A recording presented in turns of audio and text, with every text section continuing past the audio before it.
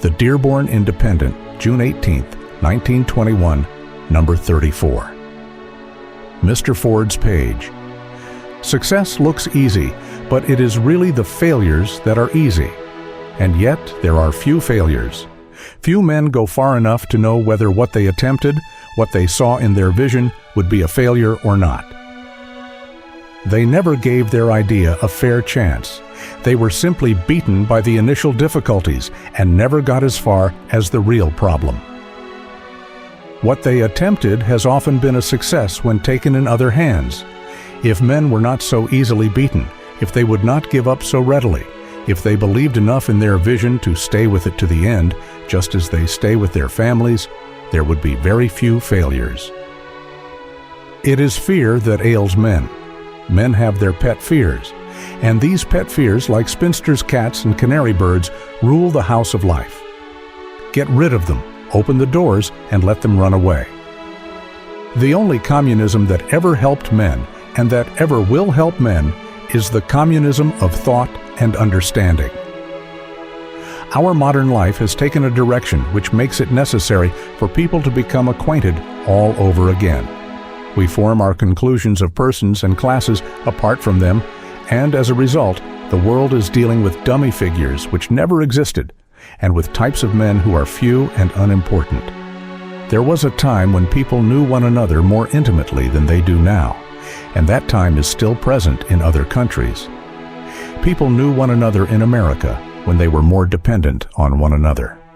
When neighborliness consisted in a community of understanding, sympathy, and helpfulness, when neighborliness was a duty such as keeping up an appearance is now regarded, there was a widespread social knowledge, gained by contact, which is now only imperfectly gained from other sources. Then the industrial era opened. The amount of money handled by each family increased. The things that people used to do for one another were hired done, or done within the family. And in a word, people became more independent on one another, and thus drifted apart. Neighborhoods, on the surface at least, are not what our forebears remembered them to be, nor even what they were in our youthful years. Indeed, there are no neighborhoods in the larger cities. There are just localities. Perhaps it is not as bad as this. It only appears as bad. From time to time there comes news of a revival of the old neighborly spirit. Trouble comes to a family that has lately moved in and whom no one knows, and presently the neighborhood spirit, sleeping but apparently not dead, discloses itself again in those old and homely acts which, while they often have small power to heal the circumstance, have nevertheless a very potent power to soothe sore hearts. Try as we may to relegate all this to the realm of useless sentimentality, the fact remains that there is mysterious power in just the compassion of men for one another in their difficulties. There is no denying of it, and the reason is that we have made ourselves believe that material sufficiency makes us independent of all men. Not so. As a matter of fact, no one is so constantly dependent on other men than he whose interests and responsibilities are greatest. But if experience teaches us anything, it is this, that there is no readjustment without its compensation. The only constant and reliable fact is change. Life is a river whose sources are hidden, whose ultimate sea is not in view, and no work of man is quite so vain as that which seeks to fix life in a certain form for all the future. Create the form you dot on, establish it by revolution or the people's suffrage. Yet as soon as it is established, the law of change begins to eat it away, and in a generation, men reared under your form will be sadly saying, "Things are not what they used to be." And if we have been dislodged out of our reliance on the neighborhood, it has all been a profitable thing. By it, we have been thrown back into more reliance upon ourselves. After all, the successful man is the man who has no fear of himself. The true man of the world is the man who treads all along as the earth runs round and the seasons come in, he is in his proper home, with all varied fittings awaiting his command. If there is one element of darkness which one would banish from the earth sooner than any other, it is this element of fear. Fear is the offspring of a reliance placed on something outside, on a foreman's goodwill perhaps, on a shop's prosperity, or on a market's steadiness. That is just another way of saying that fear is the portion of the man who acknowledges his career to be in the keeping of earthly circumstance. Fear is the result of the body assuming ascendancy over the soul. It is the fruit of the mind that acknowledges itself to be a bondslave. Many men fear every undertaking, and when you analyze the sources of their fear, you will find that it is nothing but the memory of their own previous failures. Men are like colts.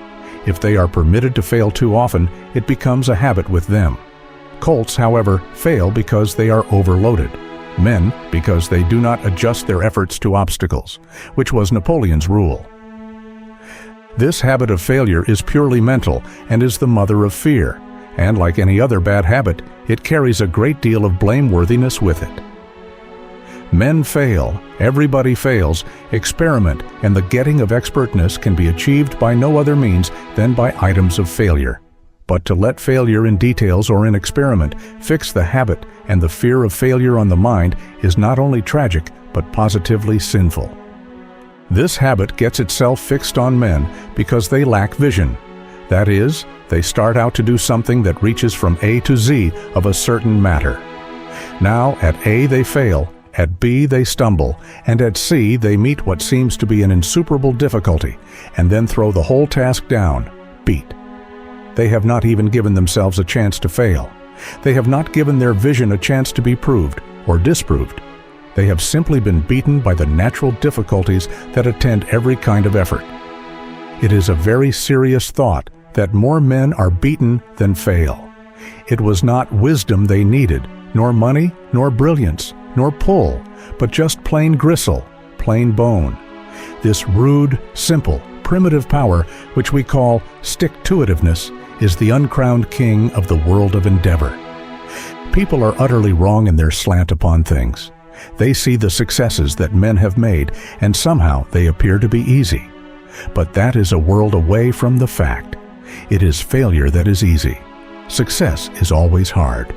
A man can fail in ease. He can succeed only by paying all that he is and has.